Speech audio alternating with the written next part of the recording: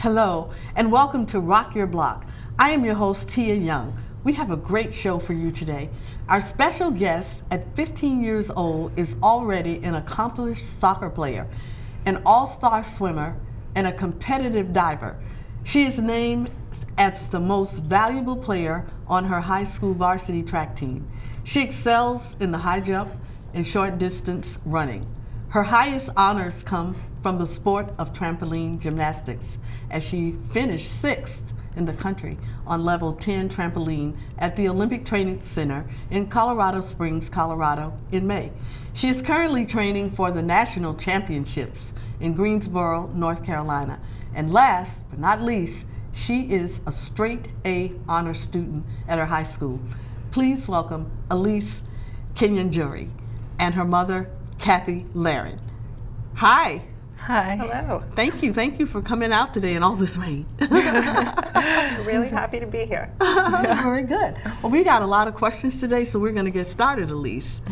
First, how did you get started in sports and in so many different activities? Well, at a young age, my parents got me involved in a lot of club sports. Like, for example, there's a swimming pool near my house, and my mom always liked swimming, and so she signed me and my brother up for swimming classes, and a lot of my friends were also doing sports like soccer and gymnastics, and so I tried them out and I really loved them, so I decided that I wanted to start doing them competitively. Okay, and so you mentioned you have a brother. Is the brother older or younger? Yeah, he's 2 years older than me. He's 2 years older than you. Yeah. Good. So Kathy, when did you first discover that your daughter had a special talent? Well, I always knew that Elise had a special talent from the time she was literally a toddler. She was the first to walk, the first to run, the first to jump, and she jumped everywhere. So I knew she was going to have really strong legs. But when she started the sports, she really quickly stood out as one of the top players on each of her teams. She just has a natural athletic ability. You said she started to walk first. How old was she when she started to walk? She was 8.5 months when she took her first steps. So. Oh, wow, that's great. So which of the sports, Elise, do you like the best and why? Well, I like all of my sports, but I especially like trampoline and diving because I really like the feeling of going through the air and doing flips and tricks and just having that a feeling that not a lot of people can. But I also do enjoy soccer and swimming and just the feeling of the competitive spirit and sharing your joy with other people that enjoy the sport as well. Right. And does your brother help you any? Yeah, we both run. He doesn't really do a lot of the same sports as me, but we both understand that feeling. What exactly is gymnastics and what you do in that with the trampoline? Yeah, so I do a type of gymnastics called TNT, which is tumbling and trampoline. So TNT or TNT? TNT. TNT. Okay, I like that. Yeah, and it's actually 3 events. It's tumbling, trampoline, and double mini, which is kind of like a mini trampoline where you run and then you vault onto and do only 2 flips and then you land on a landing mat. Wow, it's a lot to remember. Yeah, it is. So, how do you move up in that sport? At competitions, there are 3 judges that score your routine, and they add up all of the scores together. And if the score meets a certain requirement, then you can move up to the next level, all the way up until level 10. And then once you meet level 10, you can move up to elite levels, which is where most people try to. Right. Go. And so moving up level, is that something that takes weeks or months? Or yeah, it takes a while. Most people only move up a level a season, which is from fall till the next summer. So it takes a while to move up quickly. So if you start when you're, say, 6 or 7 years old, you might be 11 or 12. Yeah. Before you're at, say, 4th or 5th level? Is that how that works? Most people start at level 5 because level 5 isn't very challenging. Okay. Yeah. Okay. Okay, got it. Elise, what is your goal? Do you hope to go to the Olympics one day? Well, right now I am training for national championships for gymnastics, which is coming up in about 2 weeks. So I'm really training hard for that, and I hope to do well in that competition. But I'm really focused on like just having fun with the sports that I'm doing and like doing what I can now. And if I do get the opportunity to go to the Olympics in any of my sports, then that would be amazing, and I would go for any sports. But I just really want to enjoy the sports as I can and not set a super high expectation, since I know how hard it is to get into the Olympics. Well, in the, we mentioned in the introduction about Greensboro. So is that where you're going to be in the next couple of weeks? Yes, that is in where. Greensboro, North Carolina. Okay, good. Mom, let's go to Mom now. What advice would you give parents whose children are in competitive sports? Well, one thing that really worked for Elise was having the opportunity to try as many things as possible when she was really young. Whether it was just taking a class or going to a summer camp, she could really find what fit best for her so that she could do something that she really loved, because I think a lot of her motivation comes from loving the sports that she does. So just trying as many things as possible so that those that are the best fit are what they can focus on. Right, and it appears that you didn't put excessive pressure on her. I can remember when I was younger and some of my friends were in sports, and it just seems like they got so much pressure from sometimes, well, not so much mom, but sometimes dads with the boys in football and sports like that. What do you say about that? Do you think that is fair to put pressure? We have always focused on doing what you love and enjoying the sport. Right. And the fact that Elise is such a natural athlete and has risen to the top of her sports, that's just a bonus. But that wasn't really the goal. The goal was to do something that you love, to work hard at it, to get better. That was what our focus always was. And to have fun, right? And have fun. And have fun. Elise, how much time do you spend practicing your various sports, and how do you balance the sports in your schoolwork? I practice a lot in a week, mostly gymnastics. I practice around 15 hours a week, and for the school sports about 10 hours a week, depending on which sport I happen to be doing that season. And so it can be really difficult to balance it with schoolwork, but I came up with like a system of how I can do homework on the days that I don't have as many sports, or that I have some more free time, so that the days where I do have, like, you know, multiple sports in a day, I won't have to stress about getting this project done or like finishing up this homework. So that'll already have been done like the day before. Right, So and you're carrying straight A's, so Yeah. I mean, are you in like a heavily concentrated school course load? Yeah, I am taking mostly honors classes, and next year I'm taking various AP classes, and so it's difficult, but I manage to get time for homework, and my first priority is school. So if there's ever like a time where I need to leave practice early or even like skip a practice sometimes, I'm willing to do that because I need to make sure that my homework is done before I can do the sports. You said something that just kind of touched me, and you said that you came up with a system.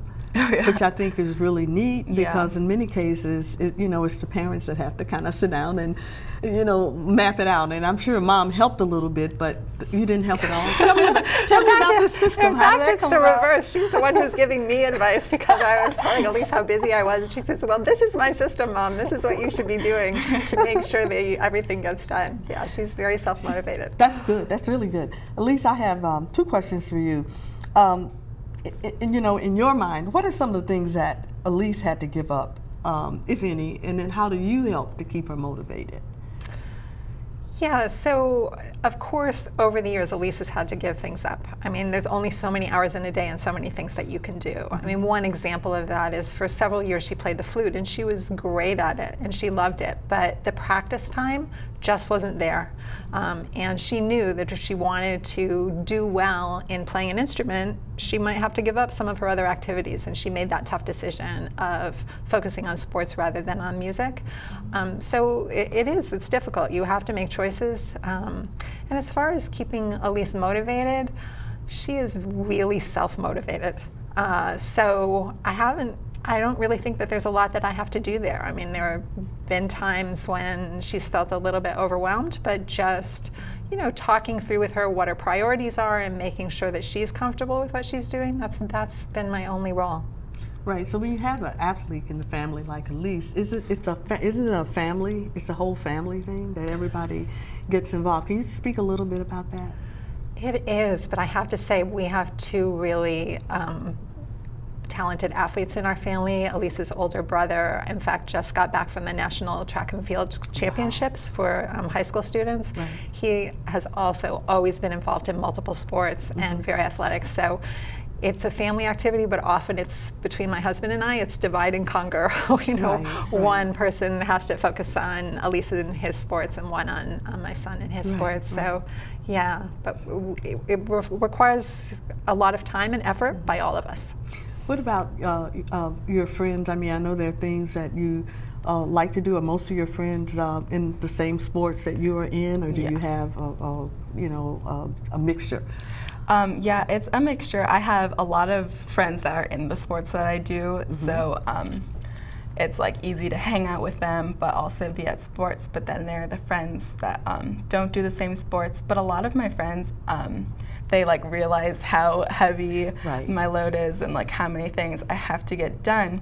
And so I'm really lucky that I have such great friends that like work around my schedule. They know what days that I have practices, and my weekends are normally pretty free. And so if I ever want to hang out with friends, it'll be normally on the weekends, but I do have to make sacrifices too. Make sacrifices, yeah. That's right.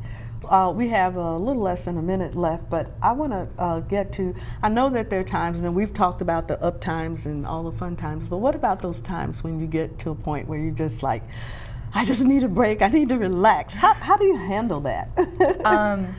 It's one thing I can like talk with my mom about it, like how, like what I'm feeling and like going through about my stress, and I think that really helps me because sometimes I'll just get back from a practice and I'll just be like, this is too much, I can't do this anymore.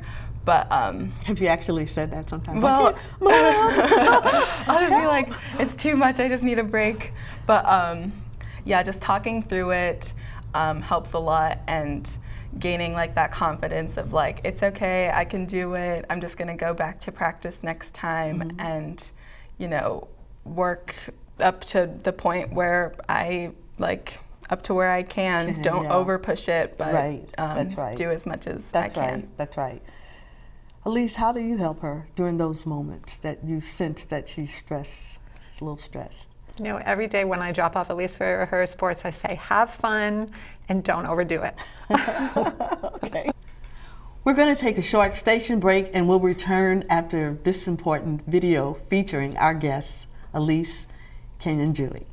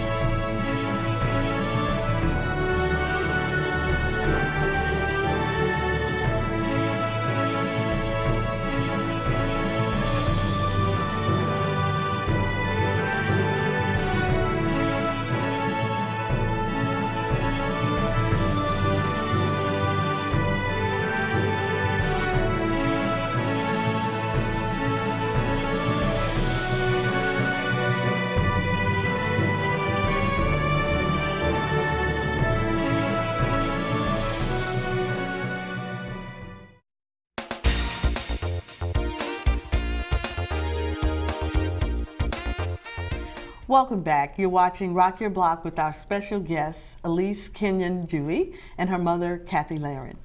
Right before the break, we were talking about, you know, you're getting stressed and dealing with times when you want to just give up. What happens when we take that same thought and just put it with your friends? What do you do when you would really rather be with your friends than to practice? I've been pretty good with going to practice rather than hanging out with friends. And if I ever have those moments of like stress and like doubt, I feel like I am pretty good at like getting myself motivated again, like saying it's okay, I can just go back to practice, it'll be better next time, and think about all of like the positive things that are going well with my sport. And see, I think I'm thinking that practice is something that is just really hard, that you have this, you know, this big oversized coach that's over you with a stick and you better do this and you gotta do this and you know, and so maybe I'm wrong. Maybe practice is really not that bad. Talk to us a little bit about what practice is like. Yeah, so one thing is my coach is very, very helpful. He's really strict and like in how I need to practice, but he understands that a lot of his athletes are like can get stressed with schoolwork, and also they're still like kids, so they want to hang out with their friends, and being in a competitive sport that like demands so much time and dedication can be difficult.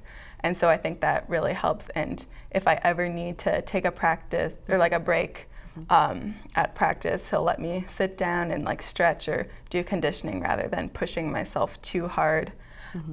But practices are normally pretty difficult, but I think me and the rest of my teammates are able to, you know, take on the challenge. My coach is also really good at motivating you, telling you that like you can do it, like don't compare yourself to others, only like, yeah. Right, I was going to ask you a question about your teammates because you've talked a lot about teams, and so what is that like? You know, the team relationship. Yeah, my team has a very strong bond. We're all really good friends with each other, and it's not that much of a team sport because you're all competing individually, but we're really good with motivating each other and helping each other become confident in what you can do. And not the jealousy thing. You don't get that. That's good. That's really good.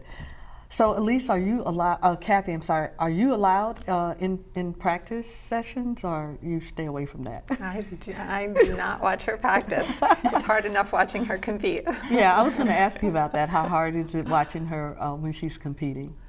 You know, trampoline is a really scary sport to watch because Elise will jump, you know, 2 stories in the air. I know. And so, athletes jump off the trampoline all the time at competitions.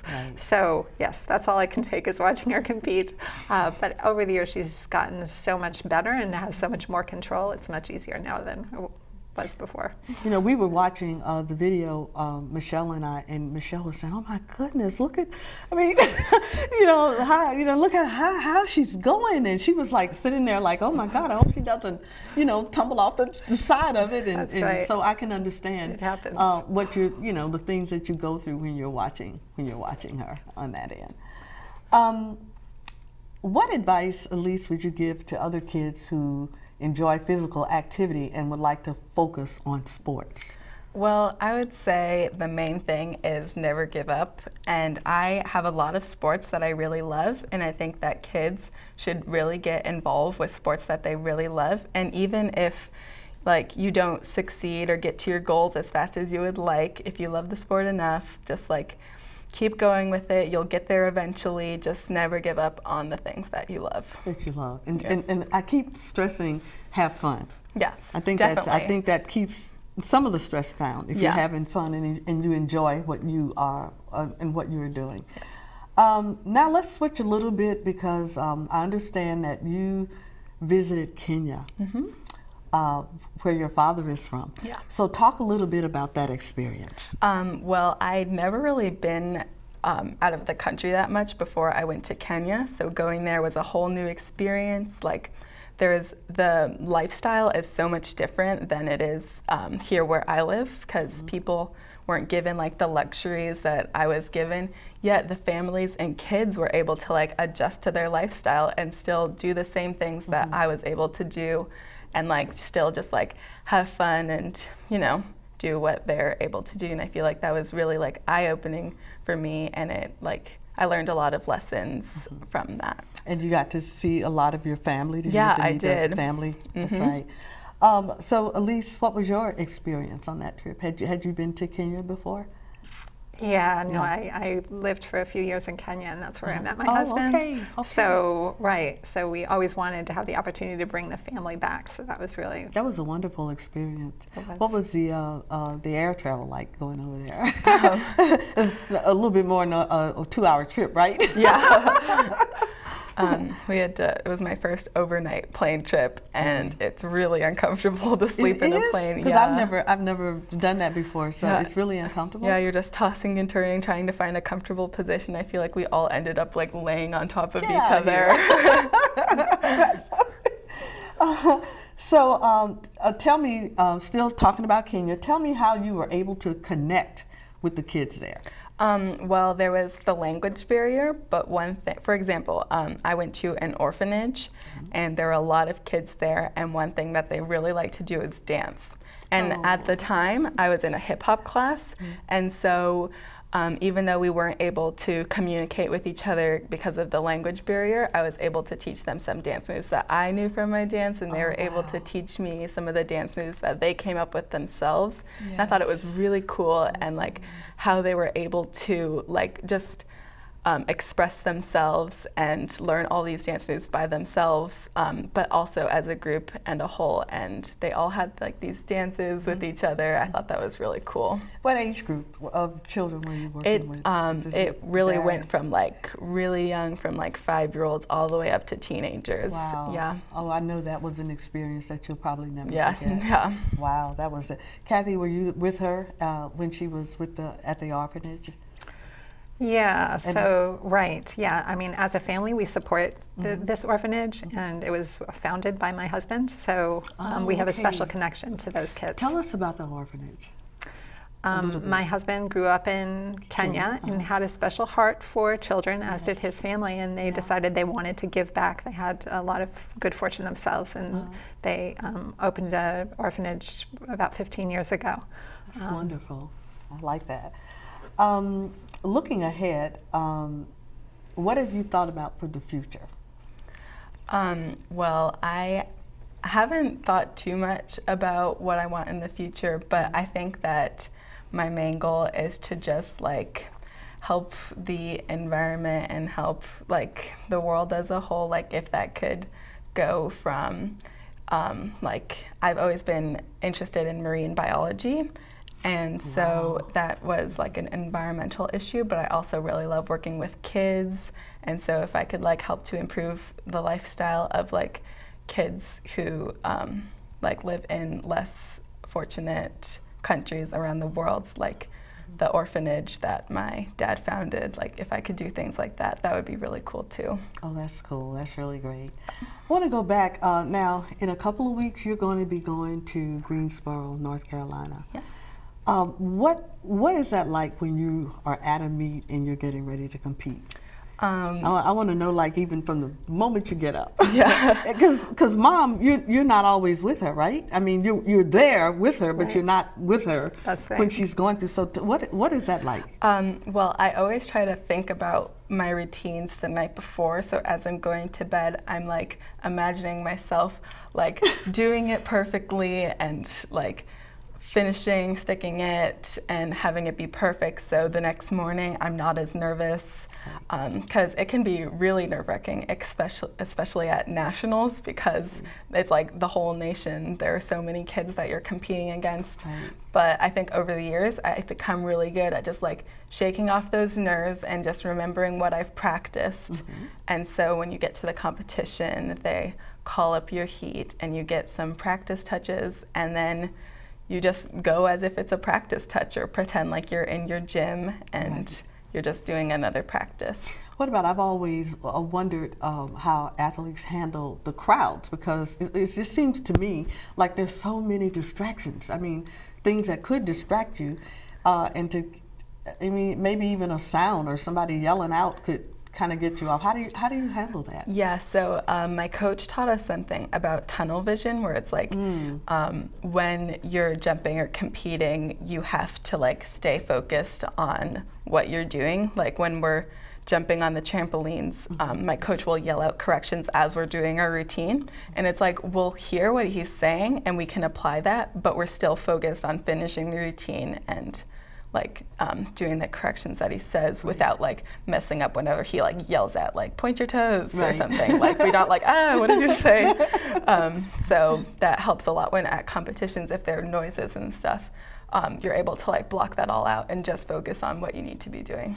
Let's talk a little bit about, because like I said earlier, everything we've talked about has been real positive and real good, but what about those times when, you know, you try your very best and somehow, you know, you didn't win? Yeah. I want to know how you feel when that happens and how you handle that, and then Elise, and then Kathy, if you can tell us how you help her with that. Yeah, so constantly it's very frequent for people to fly off the trampoline, and it's not just gymnastics, also in other sports like soccer, for you to lose a game or for you to not make your best time at a track meet or in swimming.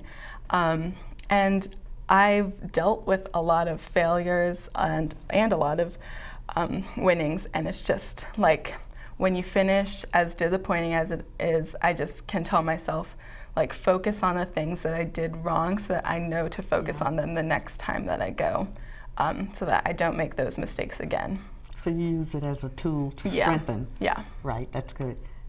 Kathy.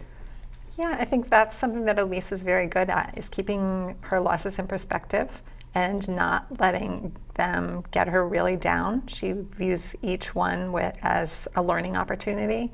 And I see, even comparing to some of her classmates or teammates, she's great at being forward-looking and thinking about what can I do next time to do better. Right. Well, ladies, we are out of time. I want to take this time to thank you so much for coming, and anytime you want to come back, you know, I'm going to be tracking you. Thank you both so much. Thank you. We enjoyed it. We hope that you have enjoyed meeting Elise and her mother, Kathy. Please join us next week for another great segment on Rock Your Block. Let love and kindness overtake you. Bye-bye.